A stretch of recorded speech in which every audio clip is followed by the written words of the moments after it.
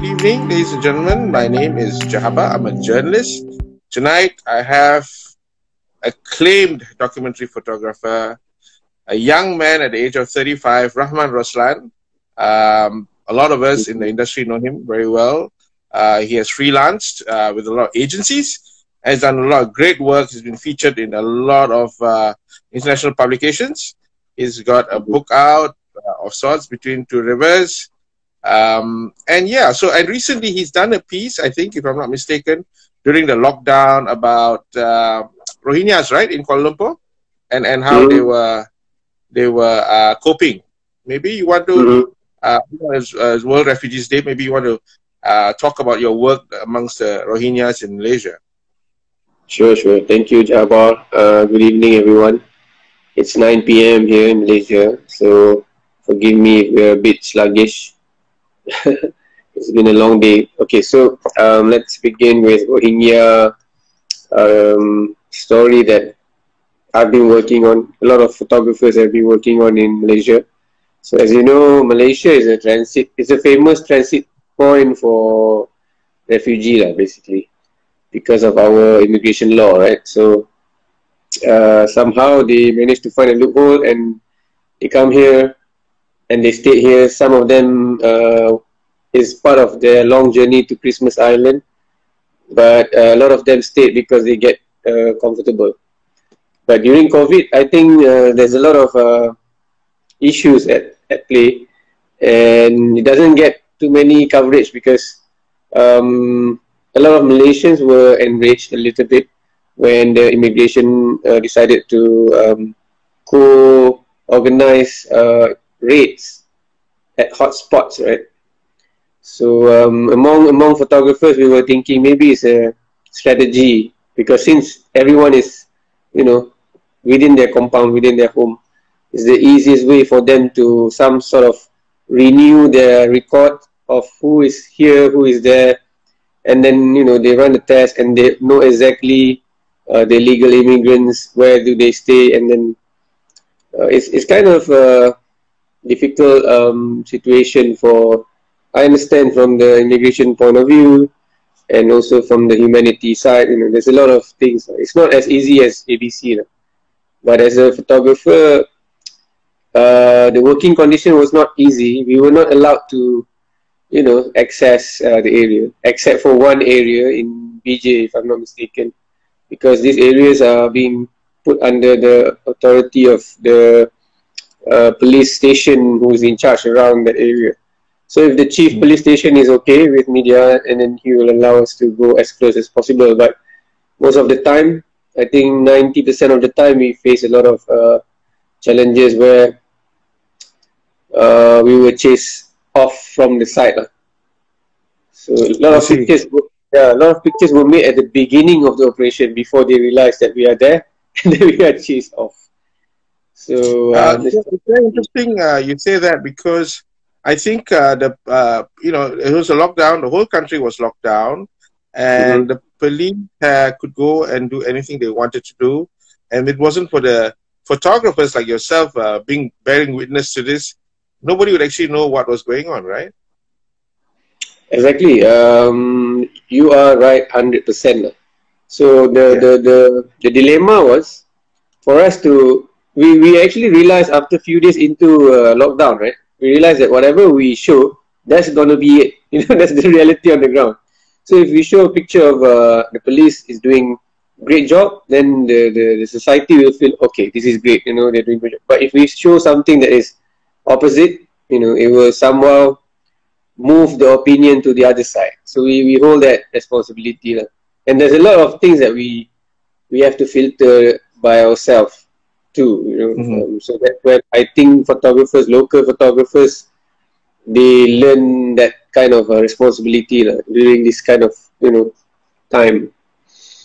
Yeah, I was seeing the contrast between what you were shooting at that time and what local newspapers and websites were doing. And a very interesting piece about how they live, how they pray. And do you think that when you talk about filtering or self-censorship, why don't local photographers, or have they been told, or instinctively they do not shoot the way you do to illustrate a story about refugees? I mean, can you I tell us think, how you work as a photographer and process what you see and put up? I think there's a lot of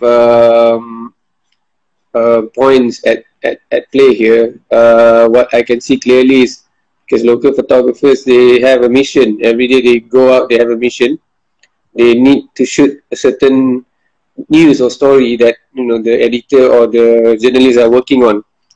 But for me, I was given an absolute freedom. So basically, I go out there and take a look at what the world is talking about and what's going on the ground, and then I made my own decision to cover certain areas or certain issues. For example, when I saw a movement in Pasar Selayang 2 days before it was locked down, I knew, I mean, my instinct says that, okay, this place is like a waiting COVID bomb.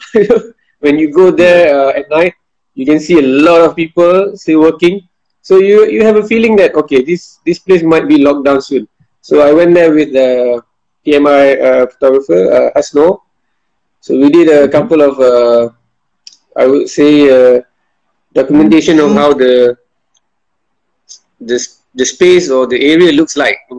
It's very, very in contrast compared to how KL looks like at that time. And true enough, the next day it was locked down. Same thing happened with another TMI photographer, Afif Abdul Halim. We went into Selangor Mansion a day before Selangor Mansion was locked down. Yeah. So, those things, we were very lucky because at that day, they don't have a spot news, nothing big happening. So we sit down and we're thinking, okay, where do we go next? And the idea was to go to the most crowded places, So in KL, the most crowded places are, everybody knows, Selangor Mansion is super crowded, right? Yeah. And we would like to see, okay, what's going on in Selangor Mansion. So we went there, photographed how small the room is, and then the next day we came back, the army is already there with the barbed wires and whatnot. Yeah.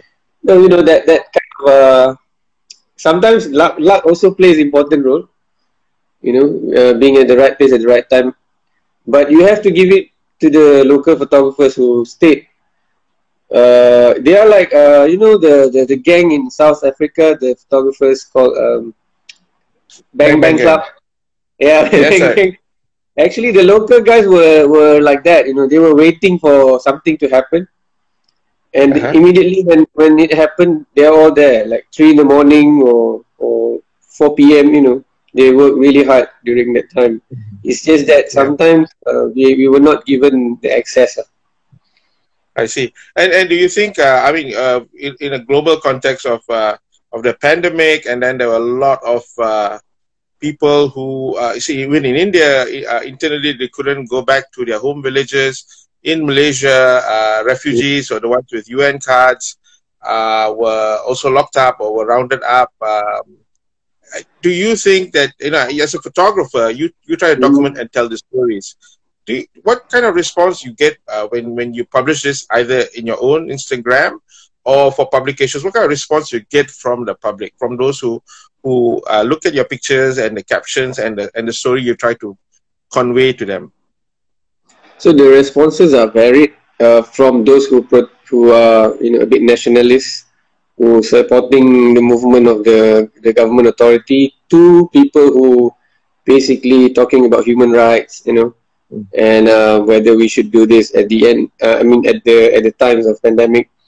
But on my personal opinion, it's very difficult to put a line to what is going on. It's unprecedented. And there's a lot of stakes and layers to what they are doing. Even if you think about it, it wouldn't make sense. But if you sit on their shoe, if you are in their shoe, it will make sense to you, but it will not make sense to other shoes at all. And that is kind of what is happening until today. Yeah, so it's so interesting, right? When you talk about being in people's shoes and other shoes, for some reason, we photographers, media, journalists like myself, do we have that responsibility as a freelancer, as a documentary photographer, to illustrate their lives so that people know that they are same as us. They're not some kind of monster stealing jobs or infecting people with diseases and all that. Do you see that? Of course, we don't see that. But if Malaysians are more in tune with what B40 is talking about on digital world, social media, at that time there was this, I don't know how to put it, but there's this guy called Long Tiger, you know, doing all this video talking about Malays and so it's correlated. And somehow YouTubers also play a lot of roles, and they like to viral these things up, which has nothing to do with the Rohingya that lives in Selayang, or it's totally different. And like you said, sometimes it doesn't have to make sense. It's just crazy the way it is. Yeah. I mean, okay, so recently, there was this ship, this boat that came from the north, landed at Langkawi with about 300 people, Rohingyas, and Malaysia said they'll send back. And I guess all of us tried to document it, but it's very far away and it was locked down. I'm a bit older than you, so I can remember from my youth, this thing is happening from Vietnam. I've been to Cox's Bazar myself. I've been to Afghanistan, so I've seen internally displaced people, and I think our duty as a journalist is to the truth. And photojournalists play a very important role in this.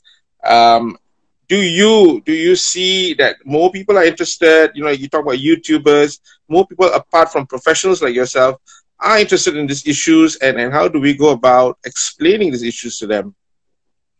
Explaining the whole entire spectrum of the issues. I mean, we take it from a very partial view, right? We do it.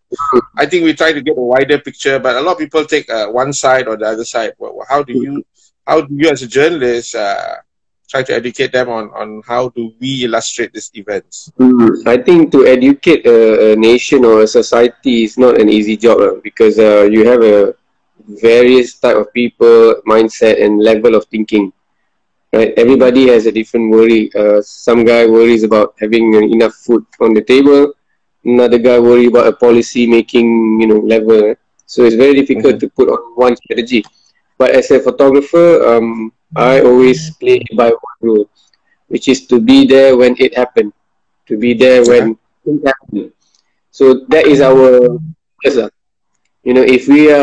if we are not there when that thing happened, meaning we do not fulfill our the reason why we are existing.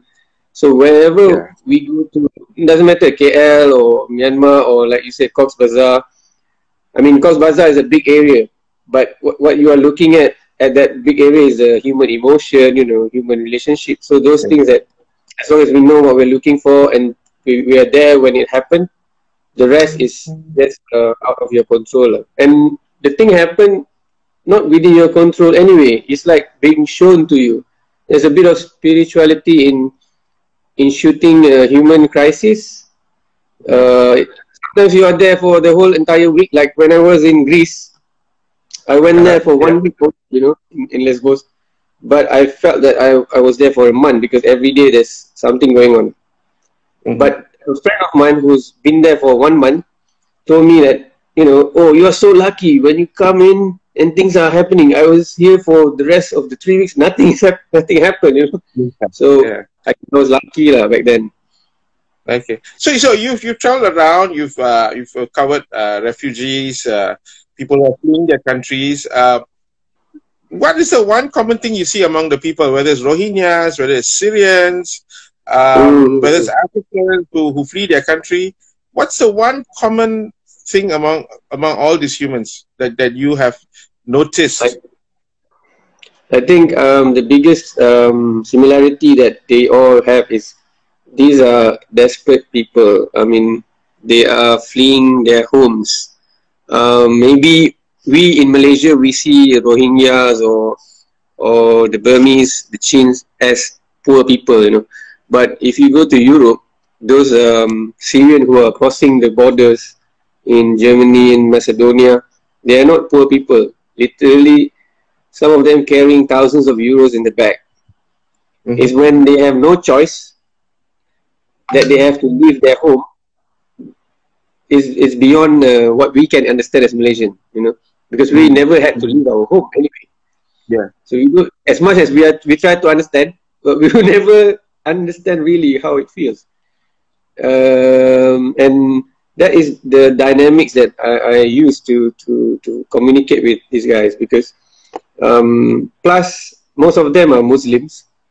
So the idea of accepting any Muslims into your house might be as easy as it sounds, rather than when you have to do it, it's not that easy, because this is when reality kicks in. Ideas are ideas, but when you see boats coming into Lesbos, right? Lesbos is a very, very nice holiday island, like Santorini. And you can see people walking without clothing from the sea to in front of a nice resort. That's a very surreal imagery, and you will never forget in your mind. So the similarities, they are desperate, man. I mean, who's going to pay €2,000 just to cross into this very, very big and uncertain waves or sea condition, just to cross to another island so that you can be in a camp? So you must be very desperate to do that. Yeah. And okay, so as a photographer, how do you illustrate this in your pictures in a two-dimensional format? I mean, apart from there's video, of course, but you take really striking photographs all over the world to convey these emotions. So how do you process that? How do you, when you approach this, is there a pre-plan, or do you go with your emotions or your reaction to what's in front of you? How do you go about being a photographer facing all these events? So it's a very calculative plus emotional methodology. Number one is I always try to understand what's going on.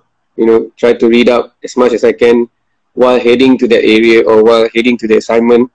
And I'm trying to have a lot of questions in my mind so that I can answer them with my photographs. So basically representing what people are thinking. In terms of technicality, so I will decide what kind of mood that I wanted to portray. Like that mood comes as when I step into the zone. Like for example, when we step into the camp, we can immediately feel that, oh, there's a heavy vibe around.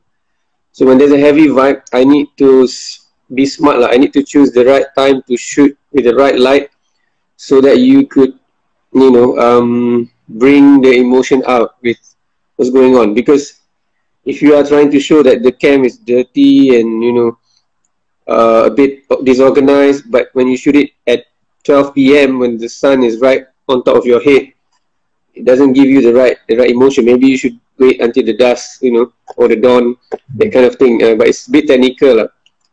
Another thing is how long I should stay in one spot. So it also affects the way I shoot. For example, if I do a flyby kind of shooting, like street photography kind of thing, it wouldn't be, not enough thing will be revealed to me. But if I stay there long enough, something will happen, something will, it's like things unfolding in front of you, and then you know that, okay, this is it. So what do you normally do? Do you wait? Or do you walk around? What do you do? I will light a cigarette. I will light a cigarette, and when the light is great, I will stay. But if the light is a bit mundane, I will look for details. I will visit the camps. I will visit the smaller tents. Have a chat with them. Trying to find out, okay, what are they doing next? What are they doing tonight? Some of them, another similarity about refugees, they are all super, super nice people.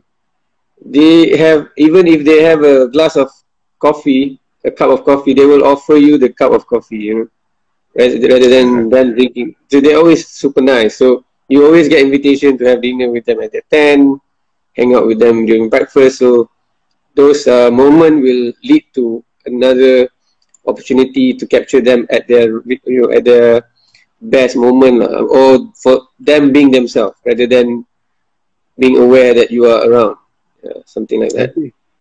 So refugees, these are people who have lost a lot of things. they have to flee with their lives to another country. You know, there's a saying that no human will put someone in water unless they're in danger, right? So you feel that refugees have more humanity, more humility than normal people who have now had to flee their countries or fear their lives? Not really. I think they are just like us. Some of them have more. Some of them decided to leave with full conscience. Some of them, you know, had to leave the night before. So there's a lot of stories, like thousands of people with thousands of stories. We can never put them in one basket. Some of them are waiting to leave, you know. Like, for example, there's a photographer, Isa Tuma, right? Part of the project. He did a short film about Aleppo from his apartment's window. There's amazing thing, right? So you can see that the rebel army and the Assad's army is, you know, exchanging places right in front of his apartment. So imagine if we are there, I don't know what I will do, man. And he fled after 9 days, I think. He was there for 9 days. Crazy, man. So, you know, talking about that, in Syria, in Malaysia, you are Malaysian. You cover what's ongoing in Malaysia, unless you have assignments out of Malaysia. The Rohingya thing has been going for a while. I remember about 3 years ago, the government before the previous government had a big rally. I think you remember this in Titi Wangsa, where the former Prime Minister Najib Razak criticized the Burmese government, the Myanmar government under Aung San Suu Kyi for doing what they did. And then in 2.5 years, Najib Razak's party, UMNO, which is now government, is saying it wants to send back anyone who turns up in our shores. How do you deal with this? How do you deal with people, with authorities who welcome people and then start denying them entry? How do you react to that? And how do authorities react to you? One day they are your friends, and one day you're not your friend. I think that's not Malaysian problem. It's more on a humanity problem, because for me, when we deal with politicians, we do not listen to what they say. We take a look at what they do. That's more, you know, more precise, because they like to say a lot of things. Because I think at the end of the day, their stakeholders they know that their stakeholders are people who vote for them. So as long as, you know, those guys are not voters, they don't actually care. But in terms of policy, there's a hope, you know, because eventually when the country is stable, we can afford to think about others. I think eventually the world will go to there. But, you know, when you do a politician, they always say what people want to hear, but doesn't mean that that's what's going to happen. So how do you explain your role to them? You know, as a photographer, as a journalist, how do you explain your role as a constant witness to history as it unfolds? I think we have never been given a powerful platform to actually explain our role to them, because if not, they would have given us amazing access. For example, if they think that by pushing the boat back to the sea is a good thing for Malaysia, then they should have allowed us to document it, you know, to show to the people that it's the best thing. But we've never been given that kind of access, so we don't know whether, you know, what's going on. You know, we only rely on what they have to say. We have never had the chance to actually show the people that what is the reality, what is actually going on. They say that they fix the boat, make sure everyone has food, and then they let it go, right? And then you receive pictures from official photographers. But everybody knows if it's official photos, of course they will send those that they want you to see. You know, everybody knows that. But I think if they really know how to use us as a powerful communication tool, and they have nothing to hide, they should allow us to.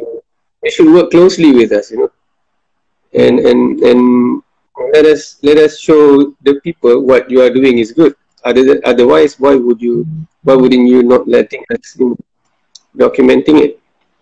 Yeah. Talking about documenting it, these days everybody's got a handphone, everyone's whipping it out and taking photographs.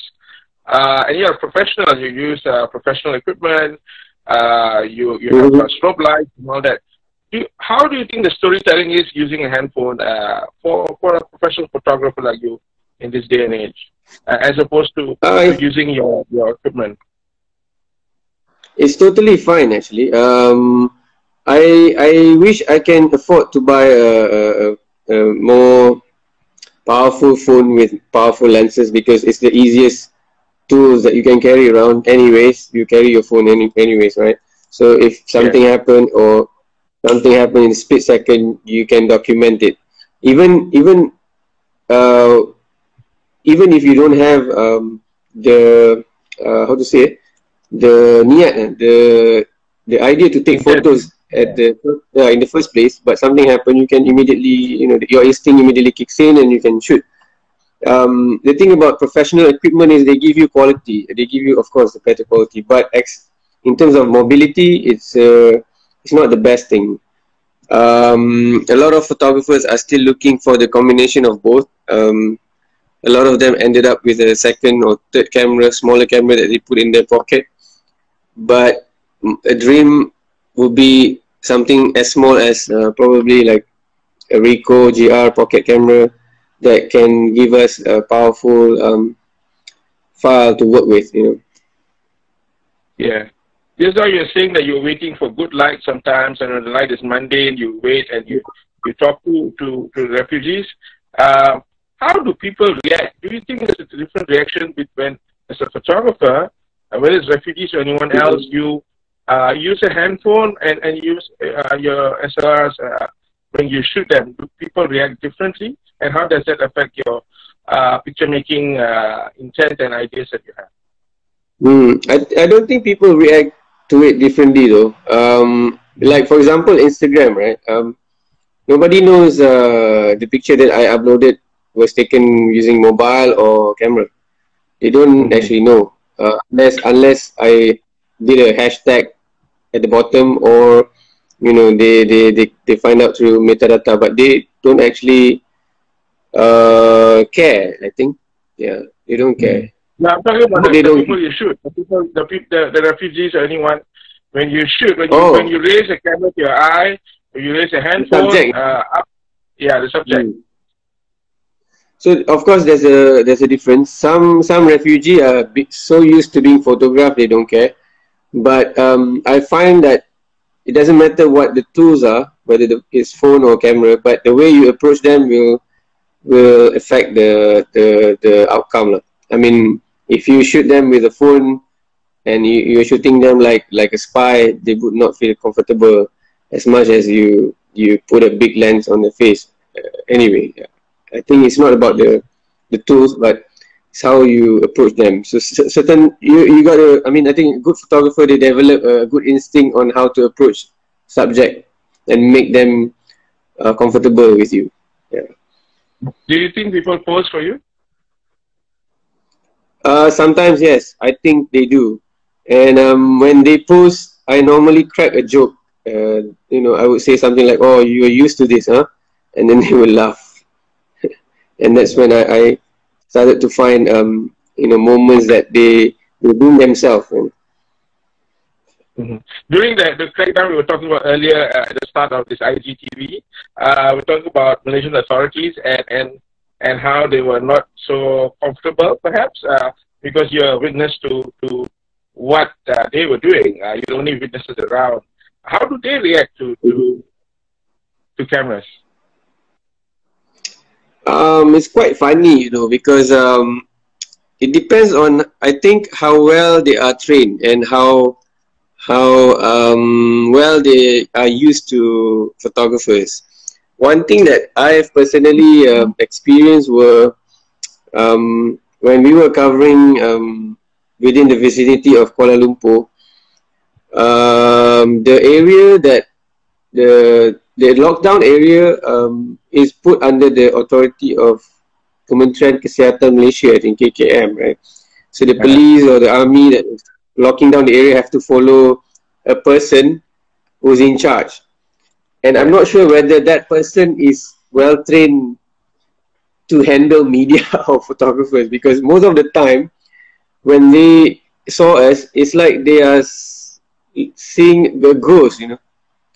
And we are chased out so many times. Sorry? Were they frightened of you? So they are not frightened of me, but they were like more on like, so where are you from? What are you doing? What are you shooting? You know. And the disappointing part is because a lot of photographers face that treatment, and when the photos are out, like for example, there's one photo of two frontliners. They are carrying an old man, right? In Pasar Podu, I think. And that photo becomes viral because a lot of people share it, and a lot of people claim that it's picture from Kementerian Kesihatan Malaysia, but it's not. It's a picture from a local photographer who were not given. I mean, apparently at that time in Podu, we were given. I mean, we were not given access, but basically nobody chased us out. But that's the thing. They know the importance of powerful photographs. But when we are there, they chase us. So that's the contrast of confusion right there. So I mean, and it happened during PKP. You know, it's not, we are not civilians who are there to have fun. We are there to work. You know? And we are taking. People get infected, right? Yeah, a lot of people doesn't agree with that, but you know, we're fine. We don't care about whether we are frontline, but we are there already. We are at the front. And it's not for fun, you know. I risked myself. I didn't go home. I didn't go back to my own house for the rest of the entire PKP. I stayed in my studio because I don't want to meet anyone and risk them. And yeah, that's the reality that we all face, lah. I mean, it's not easy. So at that time, whether we took a picture with a phone or a camera, it doesn't matter, because as soon as we arrive, people know that, okay, these are not locals, these are photographers, they are here to do some reports. And then, you know, it's like automatic switch that, okay, chase them out. And we know that within our boundary of rights, we know that we have the rights to be there, because we know once the army has locked the whole area, it's PKPB, right? We wouldn't enter anyway, you couldn't enter.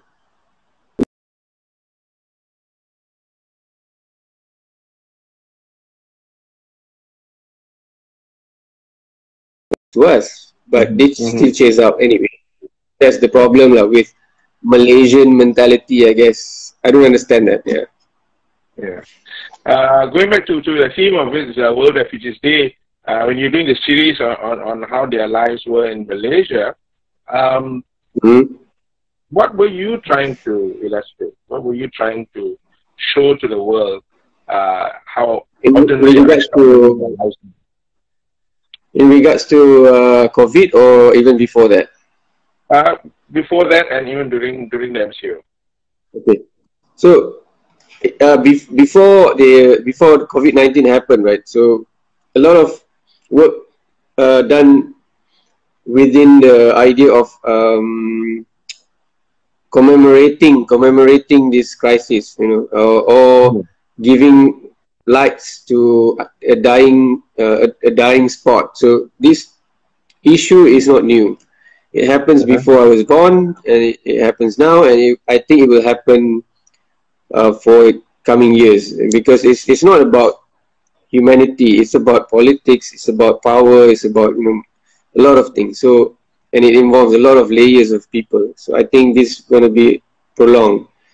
So when I first started documenting, I started with Chin refugee, and I photographed a group of Chin refugees in Putrajaya. At that time, Putrajaya has a lot of land that is not being built upon yet, so they have camp in Putrajaya, and then I realized, like last month when I was looking through the photos to prepare for the 3D exhibition, I realized that those lands are now condominiums and high-rise buildings in Putrajaya. Yeah.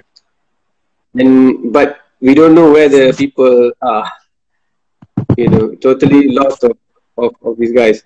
So we have this ongoing exodus in our country without us realizing. So that drives me to keep on working on the particular matter lah.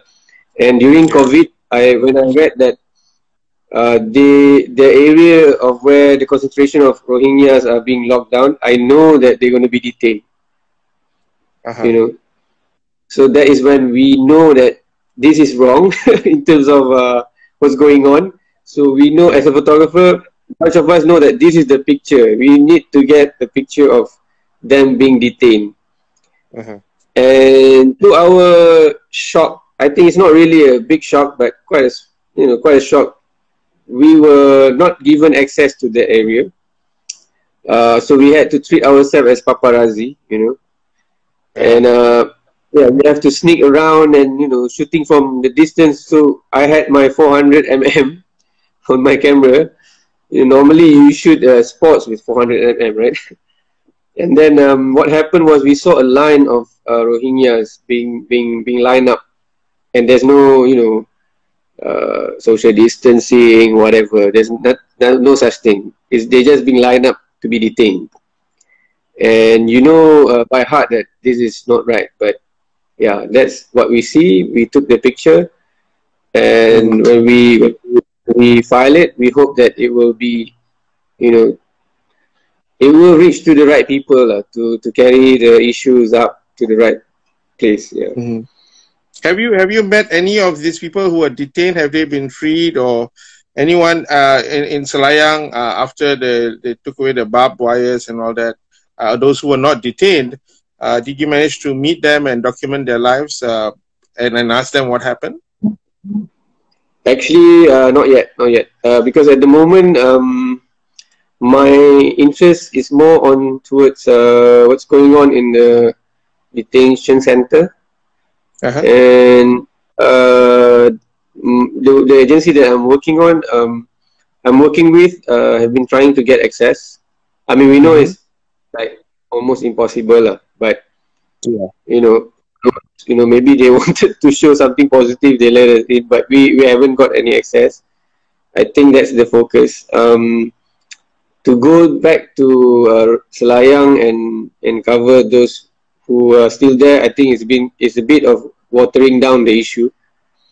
Maybe we can do that later when things settle down. You know, it's more on a long-term thing. But now I think the issue is what's going on in the detention center. It's a bit quiet now, if you notice. Because I don't think reports are coming out from there. Well, we know they're getting infected, and you know, we have reports of them getting infected because they live in very close quarters. But no one else knows where they are, who they are, how many of them. I don't think there's any documentation unless UNHCR or Red Cross does it. So maybe as an ending, can you talk about how do you work with, how do these international agencies also work, you know, when it comes to refugees and displaced people, and how they work with you to illustrate the issues of the day, and as a photographer, how do you work with them?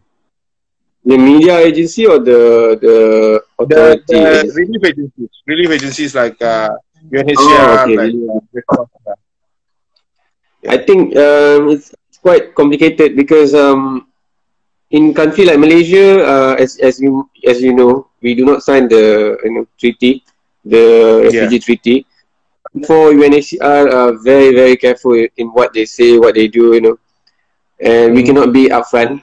So for me to work with them in that kind of manner is a bit restrictive, you know, because you have to follow the rules. But that's why I think they find it hard to convince photographers who have long-term work to work with them. And of course, if you have shot with UN, you know the rules are a bit funny. Like, for example, if you shoot children's face, they have to be smiling. You cannot show children in. So it doesn't make sense, you know. In that manner, I worked with them once, and then I decided to, with that experience, I decided to not work with them anymore. because I feel that we don't need UN to tell the story as much as we need it. We need them in the back. You used to need them a lot, but now we have Instagram, we have Facebook, we have I think live Facebook is very powerful. And if you really want to put a spotlight on that issue, you could use those tools. And I have to confess, I'm not really good with those tools yet. I'm actually a slow guy. I like to go there, digest, take photos, go back, and then decided what to do with it. Yeah. But don't you think that's more impactful than live streaming, YouTube or Facebook Live? Don't you think the single photos that you take are timeless and tell a story better than anyone just with a camera, phone camera, just going in there and shoving it up? What do you think? I think different. I think they are both impactful to different crowd. Like I'm a millennial,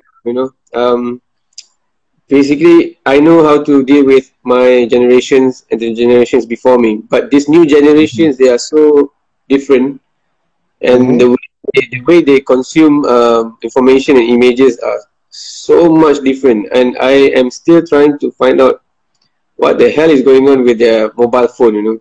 Like for example, when you do a live talking about yourself in a camp, could actually gain more view immediately compared to you are trying to organize an exhibition in a gallery or blah blah blah. And it's way cheaper than traditional way. So it depends on what kind of crowd you are trying to address. And if you want to gather the attention of the authority, of course, Facebook, tag the right person, everybody share, blah, blah, blah, and it becomes viral and things will happen. But that's the I would say, the purpose of reporting, but not the best of reporting. Yeah. Well, I think we spent a productive 40 minutes discussing the state of photography and refugees and your experience during the lockdown in Malaysia that is on its 100th day today. Any last thoughts? Any last words? I hope that the photographers in Malaysia especially, they will keep working hard. I mean, they work very hard, and Malaysians will appreciate their hard work because these are invisible frontliners.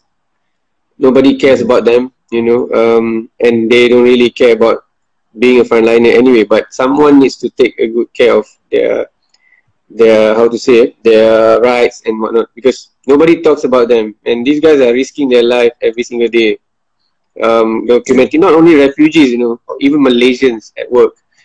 And I think to end it, I wish that our authority or our policy makers will, everyone is talking about giving a better country or not. So they have to also include not only freedom of media, but the quality of the media needs to be, developed as well. Yeah, because I think the narrative, there's too much fast food narrative in our content. We need to put more meaningful stuff, because otherwise you will have a fast food generation to govern the country in 30-40 years. It's not that sexy to begin with. Yeah. Well, it's interesting thoughts.